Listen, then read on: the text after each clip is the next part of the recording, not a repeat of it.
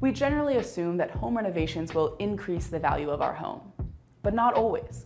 Sometimes the renovations don't pay off the way we expect and can even decrease the value of your home.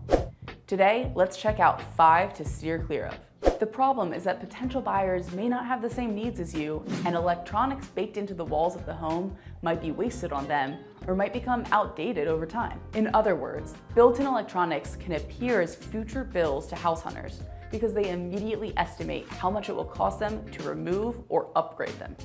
The general rule of thumb in home renovations is that removing things is always bad. When you convert your garage into a mother-in-law suite, you risk losing a valuable aspect of the home that buyers want.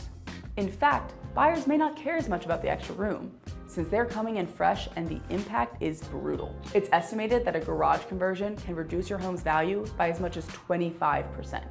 A pool in your backyard might seem like a surefire winner when it comes to increasing your home's value, but not necessarily. In-ground pools are costly, and the only time they make sense is if it's a standard feature in your area.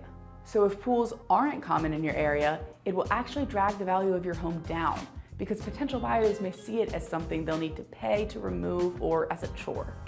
And hot tubs? You might love luxuriating in a hot tub with a glass of wine, but house hunters may only see bubbling pools of bacteria.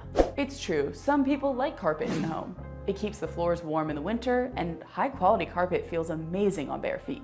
But those good vibes are generally restricted to a carpet that's relatively new and kept very clean. In reality, people are kind of grossed out by any carpet that isn't obviously brand new and spotless. And they have good reason to feel that way. Carpets are kind of gross.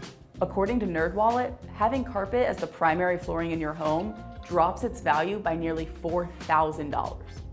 When people buy a house, they want to buy a dream, a comfortable space for their family to thrive. What they see when they walk into a house with a lot of wallpaper is a liability. Most buyers will do a quick mental calculation of how much work that's going to be, and they will reduce their offer on the home appropriately, if they bother making one at all. It costs about $1,000 per room to put up wallpaper, and if you choose to do it, you should assume that you're never getting any of that money back. What's your advice for increasing the value of your home? Be sure to drop a comment below and stay tuned to Lifehacker for more tips and tricks on how to do everything better.